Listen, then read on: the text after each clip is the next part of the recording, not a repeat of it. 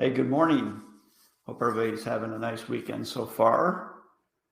We're finally getting summer-like temperatures up here in Maryland. So we're getting hot and steamy, which is actually, I'm kind of happy about that because we've been unable to get past 60 degrees for a long time. So, and rainy. Anyway, so another interesting week in the markets. Originally, I was going to just do more of a kind of background educational thing on the Federal Reserve and then maybe get into currencies a little bit and why that's a big issue to watch. But with the market acting the way it is, again, I just wanted to kind of throw some thoughts out there for everybody. I mean, this is the seventh week in a row that the market's been down on the week. So that's it hasn't done that since, I think, 2001, back when the tech bubble burst. So it's an interesting time in markets and all of that. And kind of what do I see going forward? We can kind of discuss that. But, just sort of talk about what I see out there. And we can sort of go from there and take some questions. So let me pull up the screen real quick. And we'll jump right in.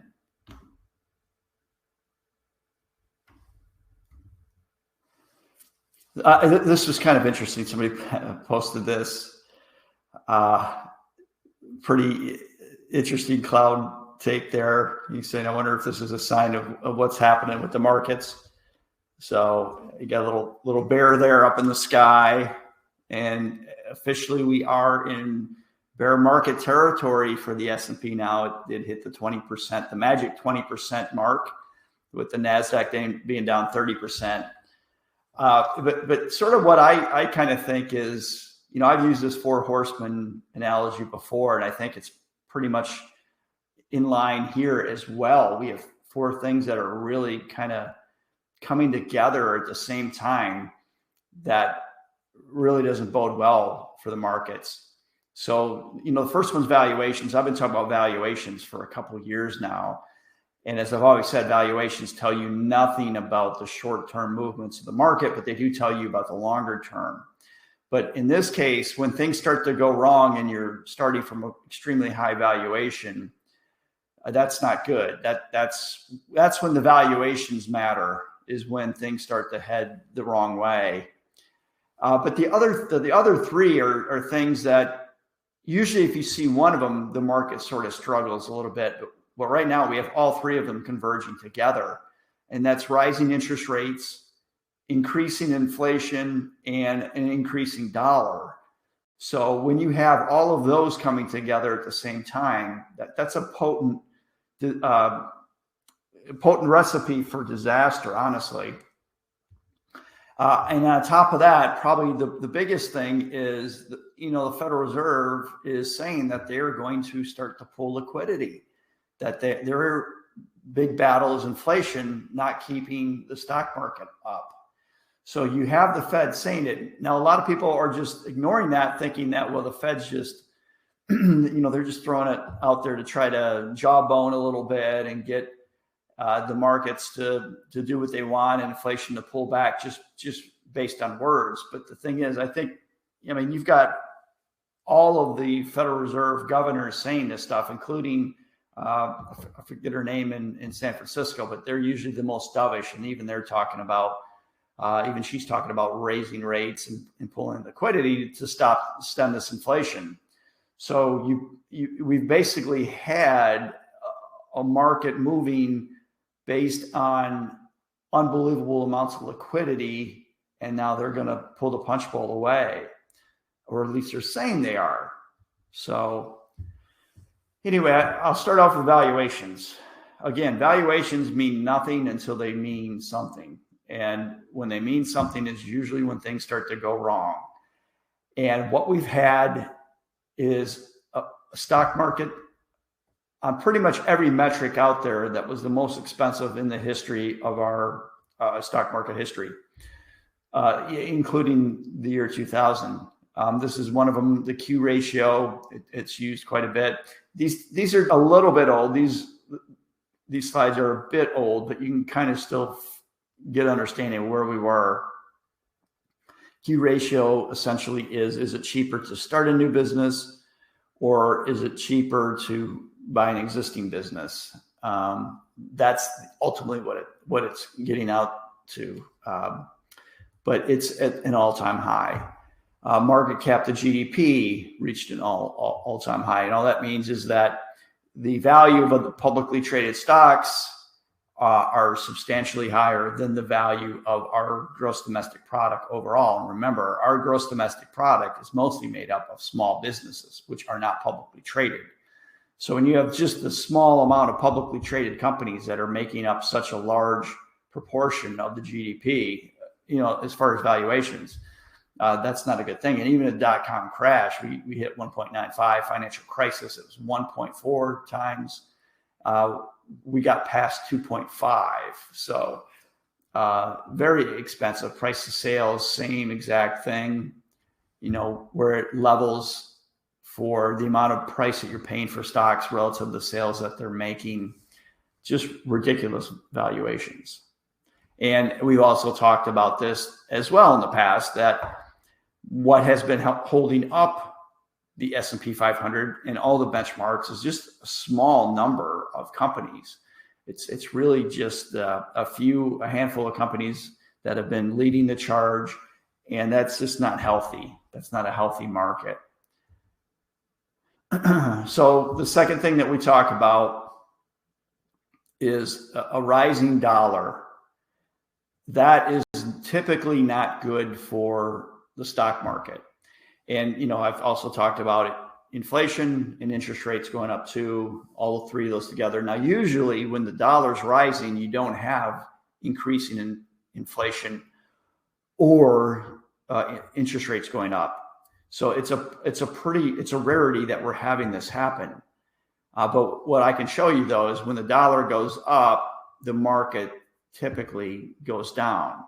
And that doesn't hold true all the time. If you start to look at this chart to the far right from 2013 to 2017, we have the dollar in blue going up and the S&P 500 in red going up. So it doesn't always hold, but during periods of recessionary, so if you look at the grayed out areas where we do have recessions, pretty much the story there is when the dollar is going up, the market goes down and vice versa.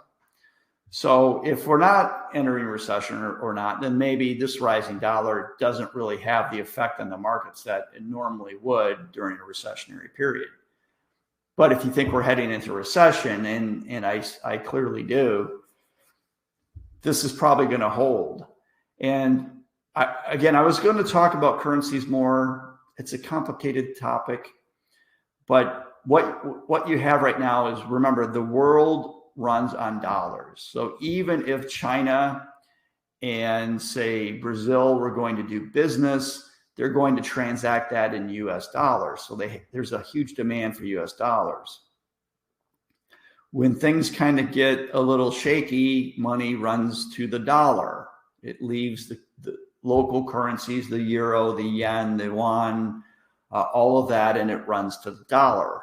Now, you might look and see the massive treasury debt that we have and just the idiots running DC, both parties. When you see that, you might say, well, we're screwed. But you got to remember, the same idiots that we have here are pretty much located throughout the world.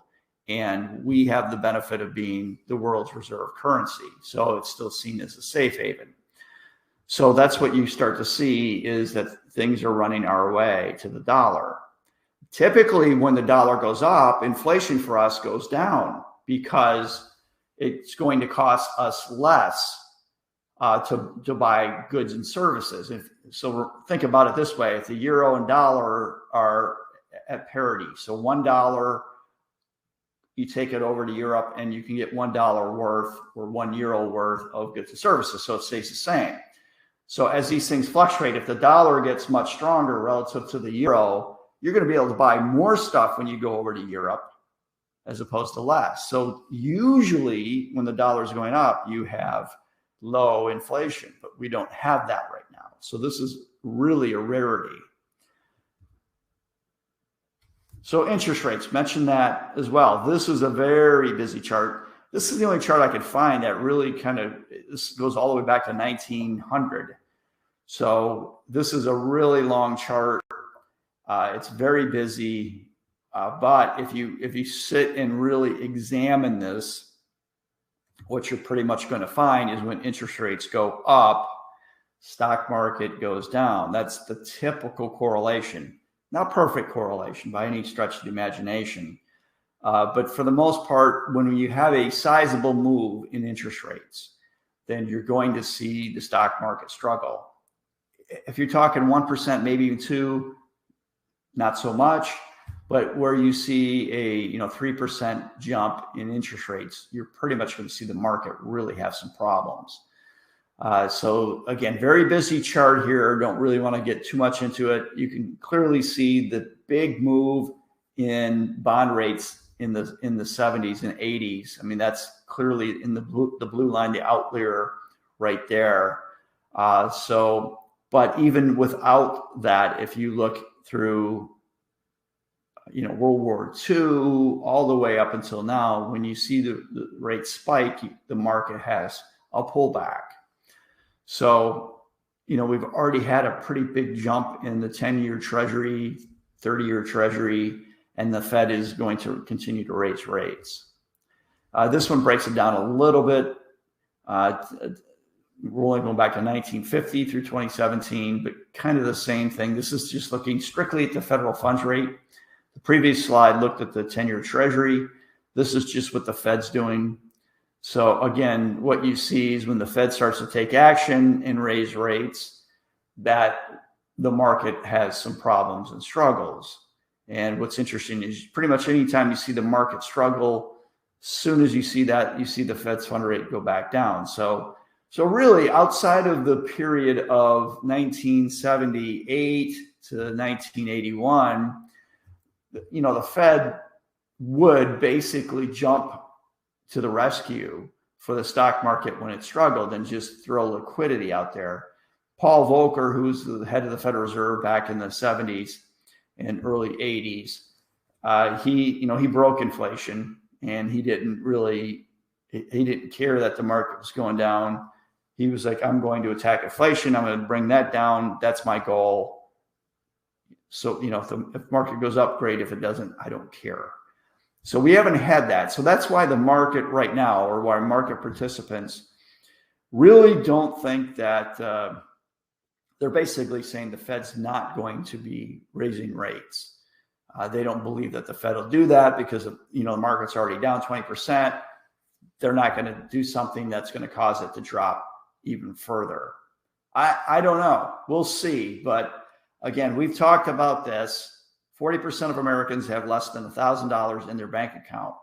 So I am telling you that this inflation, while it probably everybody watching this is feeling it and they're not enjoying it, but you're probably not making sacrifices as, okay, I'm not filling my gas tank all the way up here so that I could go out and buy groceries or get my hair cut or something along those lines. There's a lot of Americans that are. There are a lot of Americans that are cutting absolutely everything to the bone, and they're not going to be happy when it comes November and it's time to vote. So the Federal Reserve is under a massive amount of pressure to stem this inflation. And even last week, President Biden made a comment to the effect of, hey, Chairman Powell, it's up to you. Okay, so they're under a massive amount of pressure to do this. So I think that it's going to be stop inflation, stock market be damned. That's what I think. Just because so many people are being affected by this in a negative way. Whereas if the market drops 40% from here, 40% of Americans don't even feel that, honestly. So that's kind of what I'm thinking, but we shall see. Inflation, again, really hits market valuations. As you look at this one looks at valuation. So it's the S&P 500 PE ratio compared to the consumer price index. But what does inflation do? It brings down the price to earnings ratio. So valuations get cheaper. How do valuations get cheaper? The market goes down. That's basically what it is. So this is in effect showing you that as inflation creeps up, for the most part, inflation or the stock market's going to come down. Not always. There are periods if company profits are growing fast enough and so are wages that you could absorb it. But if you look at historically, you're going to see a negative correlation to inflation and the S&P 500, especially the S&P 500 PE ratio. And when you think about the stock market, you've got to think about, stock market going up. You have to think about three things. Essentially, the stock market goes up based on earnings. So as earnings go up, stocks clearly get more value. Earnings plus, GDP growth. So as the GDP is getting bigger, that also, what's that mean? It means earnings are going to go up. And then the third thing is valuations. So the valuation, the amount that you pay per dollar of earnings can go up or down. So those components together is what makes up the stock market return. And what we've had the past few years is that valuation component has just gotten so high. So a lot of the stock market returns we've been seeing the past 5 years for sure have almost all been directed at valuation increases. So if we have inflation and inflation brings down the PE ratio, it brings down the valuations, expect a bigger downturn. That's essentially what we're looking at. This was a slide I showed a few weeks back. Meb Faber is a really bright financial guy that I follow. And he just kind of looks at, what is the 10-year price to earnings ratio on the stock market at different inflation rates. So, at the time when he did this, which was probably, it was probably February or March when this little tweet came out, he goes, we're at 40. And he says the average on the 10-year P&E is 20. Okay, so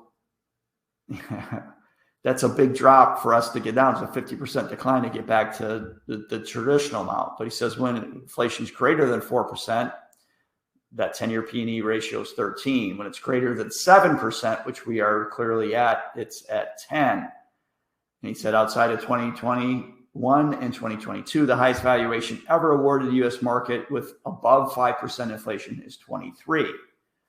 So clearly we've got some room to go down. 20% decline doesn't get us there. So sticking with that four horsemen theme, there's really four places you can go to protect yourself during bear markets. The first one is cash. Cash is always a safe place to be. You just kind of get some ammunition sitting there waiting to go for when things drop. The second one is going to be actual vehicles that go against the market, that I'll talk about here in a second. The third one traditionally is long-dated treasuries, longer-dated treasury, very safe, secure stuff. And then lastly, gold provides a good hedge when the markets get crazy.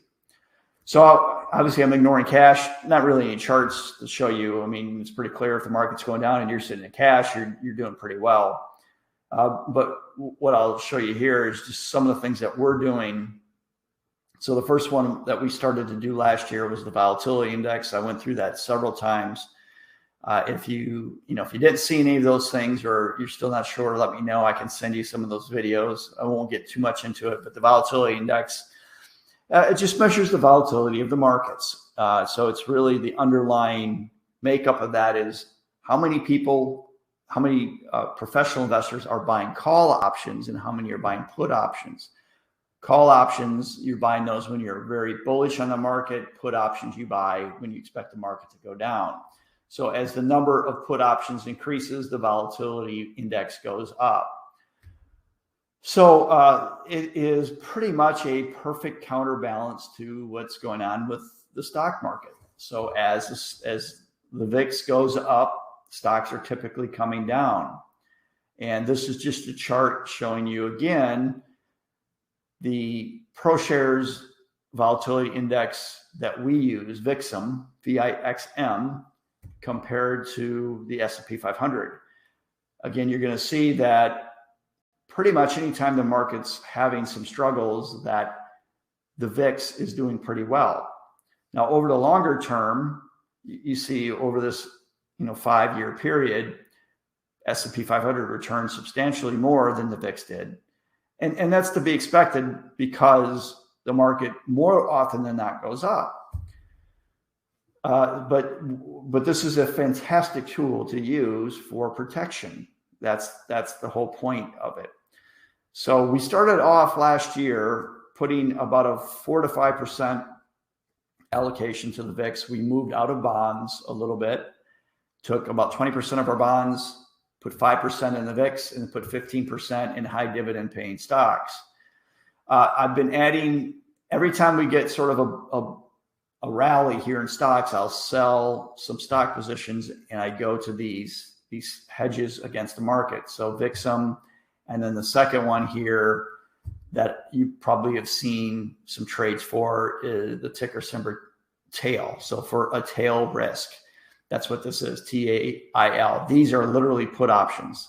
So this is an ETF where they are investing in put options. So they're expecting the market to go down. Same chart, basically the past 5 years, you can see stock market up 72, tails down 32. That's going to be expected when the market's doing well. I don't care about long-term things here. We're looking for a hedge against a short-term market downturn. So I just have been starting adding this here the past few months. You've probably seen it. I'm going to add probably some more. Any kind of strength that we get in the markets, we're going to be selling. And as far as stocks, we still have a very selective number of stocks. We have consumer staples, we have utilities, and we have oil. That's it. Those are the only stocks that we own. We don't own broad-based ETFs or anything along those lines. But even if we do go into a good hardcore recession, even those sectors, utilities, staples, and oil are going to get punished. So I've even been selling those as we move, as we get a rally, selling those and going to things that are going to provide some protection in a down market, the 4 horsemen of protection, I guess. But you can see from this chart that basically when the market's going down, tail does extremely well. This is long dated bonds relative to the S&P 500. Again, going back 5 years. Now, the blue line is the bonds and the yellow in this case is the stock market. What you see historically is when the market goes down, TLT or long dated treasuries go up. That has not been the case thus far this year for the most part. So essentially from January until just recently, and I put these little lines there on the far right, you had both of them going down, which is not a historical correlation. So it was ugly. Bonds have been a bad place to be, as has stocks. It's been a really bad year for both asset classes. However, we are starting to see bonds, especially TLT, is starting to pick back up as the market continues to go down. I kind of think that we're going to start to see this again, the traditional correlation, and I expect TLT to do pretty well, or long-dated treasuries relative to the stock market. Bonds, I mentioned this last week and probably the week before or the session before. Bonds have a natural ceiling. They can't go up too far because it's going to cause recession. And then when you have a recession, that's a natural ceiling that pulls interest rates back down. So if everybody stops buying houses, if everybody stops using credit cards, if everybody stops taking out debt, then the interest rate on debts will come back down to meet or accelerate demand. So there's a natural ceiling. You're not going to go from 2% to 18% in a straight line. Just not going to happen. That's going to take quite some time to get there. So, we went from 2% to well, actually 1.8% to about 3.3% in a very short period of time. And this is starting to have some serious consequences to the economy. So I think we're going to start to see rates pull back, come back down a little bit as we enter a recession, and that's not going to be good for the stock market. The other reason is at some point, if the stock market, if people really start to believe it's going down hard, they're going to run to things that are safe. Again, cash is always a place that they'll park assets, things that do well when the market goes down. So that's volatility index and put options. And then gold and treasuries, whether you believe it or not, treasuries they're a guaranteed return. Not guaranteed relative to inflation or anything, but you know you're going to get your money back. So you'll leave a very volatile stock market for something that's seen as a little bit safer. So I kind of expect that to kind of come back. Now, a lot of people say to me, well, how can the Fed's going to raise rates. How can you say that you think that long dated treasury rates will come down? And the reason I say that, one, it's the historical correlation between a dropping stock market, money leaves stocks, runs to bonds, but it's also just the history of what the Fed has done. Now, this chart shows a 10-year bond yield. The periods, this is a little bit of a inverse graph. So QE1, QE2, QE3 is when they were doing quantitative easing. So that's when they were throwing liquidity into the markets. And you can see when the Fed was putting liquidity in there and they were getting dovish, 10-year bonds went up. But the white periods in here where you actually had the Fed tightening, which is what they're going to do now, you see the 10-year actually comes down. It doesn't make a lot of sense. If the Fed is raising interest rates, why would longer dated bonds come down? Well, it's mostly, again, stock market goes down when the Fed pulls liquidity out. So when the stock market goes down, people sell stocks and they run to treasuries, longer dated treasuries. That's why. So historically, every time the Fed has done a quantitative tightening, not a quantitative easing, but a quantitative tightening, what you've seen is treasury yields come down on the longer end. And so I think that's going to happen again. This is just another graph showing essentially the same thing, that, when quantitative easing, starts, or when quantitative tightening starts, the 10-year is going to come down. So that's typically what's going to happen. And then finally, mention the other one that does well is gold. Gold's a great place to be when there's chaos in the markets. Now, in 2008, gold actually lost money. It was down about 8%, but being down 8% relative to being down 50%, it is protection. It's not necessarily always a positive return, but if I offered you the option of being down 8 or being down 50, which would you take? You'd probably take down 8. And so this is just a chart going back to 94 that shows the S&P 500 divided by the price of gold. So as the chart goes up, that just means, clearly that the stock market's doing much better relative to gold, and then vice versa. So you can kind of see in the periods of 08, 09, how the S&P 500 to gold ratio went down substantially. And typically would do that anytime that the markets would drop. So gold is always a good place to be. It's in uncertainty and chaos.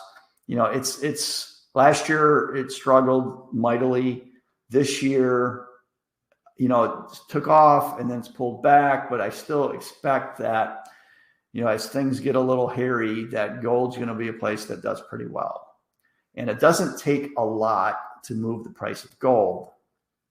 Total value of the gold market, I think, is $2 trillion, which sounds like a big number, but when you factor in, comparing it to the bond market plus stock market plus real estate market, which is, 100 trillion, gold is a small asset class. So even if 1% of the stock market or a stock, bond, and real estate market is sold and moved to gold, that would double the price of gold, essentially. So doesn't take a lot of panic and people running in there to make it work. And the other thing that some people watching today might notice, they might follow gold, pretty religiously.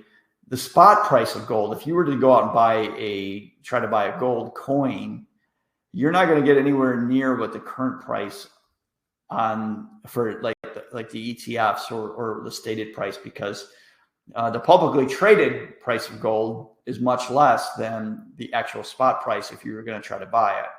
So there's clearly a lot of manipulation. There's always a lot of manipulation in the gold market where it's publicly traded, the options, everything like that. So at some point, though, that manipulation can't hold, and we're going to probably see the price of gold move up substantially. So we're down 20% in the S&P 500, down 30% in the NASDAQ or tech stocks. Is this the peak? Are we there? And usually what you're going to see when the market is finally really settled out, there are certain indicators that happen to let you know that, it's over. The first one is VIX peaking. So the volatility index, what you see usually is when it gets north of 40 is sort of, hey, we're probably hitting an extreme mark. In 2008, it hit 81. Okay, so that was really crazy, hitting that level. And then in 2020, it bounced up over 60. Okay. Even the market corrections of 2011, and then at the end of, I think, 2013, we saw it go above 40. And thus far, the VIX has not really gone up that much. It hasn't gone past 35. So we really haven't gotten to the peak yet as far as volatility index is concerned. If we get above 40, we could start to make the case that, all right, maybe the bear market's over. Right now, I don't think that that's happening. And what's interesting is usually investor sentiment and the VIX are tightly correlated.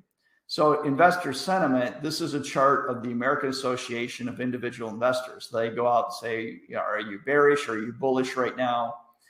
So there's a lot of people who are bearish, tons. I mean, the bearish level that we see in sentiment right now would basically lead me to believe that it would be a great time to get invested, because when people are this negative, the market's usually poised for a pretty good run.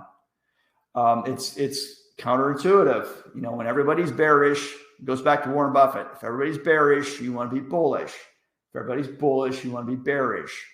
So right now, everybody is bearish, but it hasn't shown up yet in the volatility index. So they haven't been trading as if they think that we're really in a bearish environment.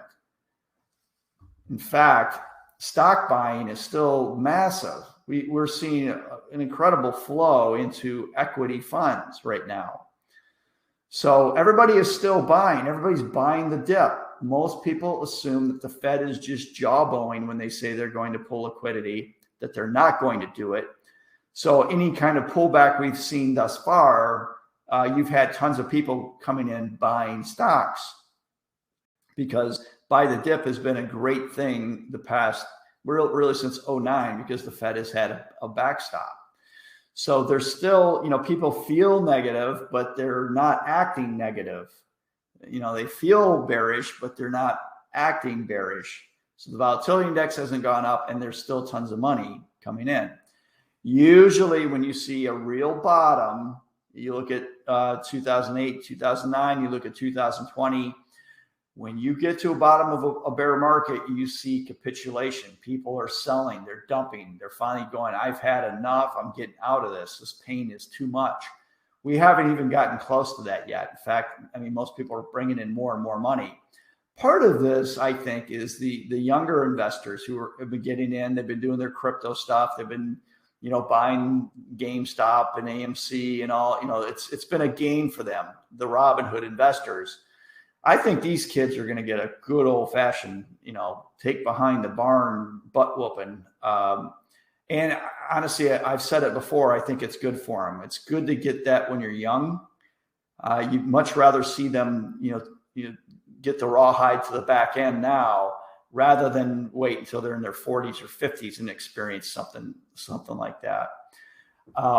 So I think they're a big part of it. They just figure that stocks only go up, so they keep on buying. But that's what bear markets love to do. They love to keep enticing people in. And then when they got pretty much when they can inflict the most pain possible, that's when the bear really comes out. So sentiment's bad, but actual underlying activities, we're not there yet. We're not there yet. I don't think we're there yet. This is just another one. If you follow Kathy Wood and her ARC, she had a fund that did, phenomenally well, because it was basically all the great story stocks that had no earnings, but were basically doing well because of the massive amount of liquidity and low cost of debt. So they could get all this debt, wasn't cost them that much. They were growing, clearly growing, but they weren't making earnings. So now that the market actually wants earnings, they actually want dollars. Her fund has just been getting hammered. I mean, I think it's down like 70% from the peak. So you'd think that people would be bailing, but they're not. They're still purchasing. The fund flows in are substantially higher than what's happening. Now, maybe some people are saying, well, it's down 70%. It can't go down much more. Let's go in.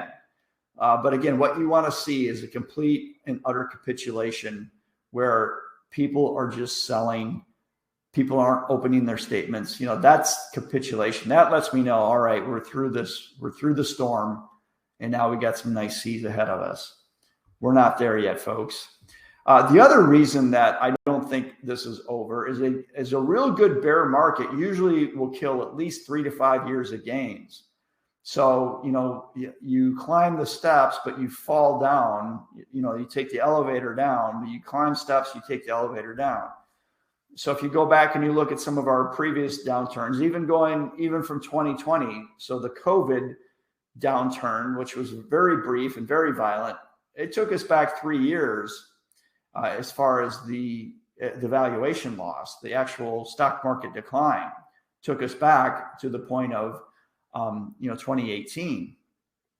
So, and then if you go back to 2001, by the time we got through that in 2002, we were at levels of 1997. So it took away 5 years of gains. The 08 debacle took away 14 years of gains. So really, when you look at bear markets, if you don't see that 3 to 5 year gain loss, I don't really feel like we're there yet. Where we at right now, we're about 1 year. So we're really only where we were last May. So as painful as this has been, it's really just a blip on the radar thus far. So until we get to that 3 to 5 year, I wouldn't even think that this bear market's over. I could be wrong. But that's usually what you see. Now, if the Fed was coming out to backstop the market at this point, if the Fed was coming out and lowering rates or adding liquidity or even jawboning that they were going to do so, I might say, okay, maybe the bear's done. It's quite the contrary. The Fed is saying they're still going to raise rates and start to pull back on their, bond purchases. All this stuff's pulling liquidity out. So, maybe the market's a little bit ahead of that, but really, honestly, I don't think we're there. I really don't. And again, I'm always agnostic on this stuff. So if we see the markets pull back up, we get above the 200-day moving average, I'll completely get rid of our hedges and go back into the market. I'm not going to be stupid about it. Say, well, I'm right and the market's wrong. You got to follow what the market does. But when I just look historically, I just don't think we've seen the end of this bear market. I really don't. I think we've had unbelievable valuations. We've had unbelievable speculation. We've got unbelievable leverage in the markets, massive amounts of margin debt. People have been so if they had 100,000, they would, margin up to maybe 120, 150,000. So they've got leverage. You take all of that stuff, backstopped by the fact that the Fed is finally going to try to have to do something to stem inflation. It could be pretty ugly, especially considering we haven't really hit any of the bear market finishers that we usually see. And the same thing goes for European stocks. They have not seen anything near what they typically see in most bear markets. Okay. That's it. I always finish off. The lawyers say hi. Obviously try to do my best to make sure this information is complete and good. And if you're not a client, you absolutely should not be making financial decisions based on what's happening here. Okay. Let me see what questions we have. What sort of rate increase do you think? 1% to 2% or more? I'm not sure. I would definitely think that we'll probably see 2%. I think they'll do enough. The next 4 meetings, they'll do 50 basis points each, get it up 2% more. And then we'll see what's going on with inflation. So I think if inflation's still there, I think if it's still 7-8%, then you absolutely positively could see more. I really do, especially as by that point, by the time we get to 4 more meetings, we're late in the game at that point. We're going to be midsummer, so the elections are right around the corner. And if we still have an inflation problem, they're going to have to do something. They're going to have to do something, because if inflation's 8% going to elections, the Democrats are going to get just slaughtered. I mean, it's going to be brutal. So I know every Democrat right now is putting pressure on the Fed to stymie this. Now, a recession will stymie inflation. If we get to the point where we hit a recessionary period, so you're going to see prices drop, you can see jobs lost, things like that, but that will stop inflation. So, the Fed's trying to thread a needle here. They're trying to slow down inflation, but they don't want to tip us into recession, because that would have the same effect too for politicians. If people are losing jobs, you're pretty much not going to vote for the party that's in power, and or if there's a big recession. So they're trying to do what I think is the impossible. But I think they've made it pretty clear they're not going to save the stock market to the effect of inflation. So that's something we need to think about. Physical gold is down significantly over 60 to 90 days, silver even more. Down in price or down in volume or availability? Because I know, I also know it's very difficult to physically get your hands on any kind of gold or silver right now too. So you've got both of those factors coming into play. Now, the physical price has also come down, as has the options price of it. But it's still, if you try to go out and buy a gold or silver coin, you're going to pay a premium relative to what you would think you would pay relative to what the option price is, or the price. Yeah, the price has come down. Everything, price of gold and silver have come down. But if you go out and do a spot price of gold and silver, and then you look at what the ETF, what they're saying the price for gold and silver an ounce is, there's a big difference in that right now. And I think that'll eventually close. I think they'll come back up to what the spot price is. So, yeah, I'm pretty bullish on gold and silver. I think really, and again, I've said this before, commodities are going to be a bigger play here the next decade, especially if parts of the world are going to try to move away from the dollar, which I think is what Russia's been trying to do here. And if Russia is moving away from the dollar and they'll start trading with China directly, it's going to be commodity based, not just gold and silver. It'll also be oil and probably grains. All that stuff will almost become a currency. But that's a story from a different day. So right now, I'm selling positions in strength. We don't have a lot in stocks right now. And the sectors we do have are typically the good sectors to be in. Late stage bull market. We're talking utilities. We're talking staples. We're talking oil.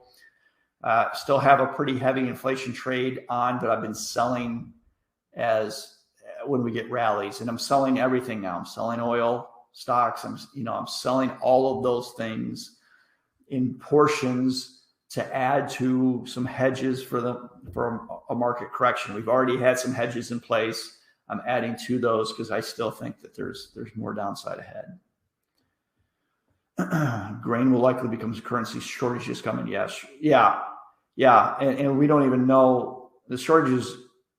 What we're seeing right now is not a shortage. They're going to the planting season was April and May, and they're not planting. So come September, October, we're going to see substantially less yields around the world. So that's when it's going to get a little crazy. So I've said this in these presentations in the past. It wouldn't be a bad idea for all of you to go out and buy some extra food, all of that. Stock up, whatever you normally stock up more. I don't want to sound like apocalyptic or anything, but you're going to get at today's price a lot better than you're going to get 6 months from now. And availability, who knows? I mean, they talk about store shelves being empty, that kind of stuff. So, it wouldn't be a bad idea to go out and get some stuff that you normally use, but stock up a little bit more. Absolutely would think about doing that. So, I've had this for a little while, but I've got rice and beans for a long time if we need it. I hope it was a waste of money to buy this stuff. I've got it stored up so it can last for 20 years. So I'm hoping 20 years comes and goes and I don't need it. And I just look like an idiot because I did it. But if things get bad, I know I've got enough food in there to last for a while. Okay, so that's what we got for this week. I'm still kind of thinking there's more bear market ahead, but there's always going to be bull market rallies. Wouldn't be surprised to see a nice little rally here, especially based on sentiment.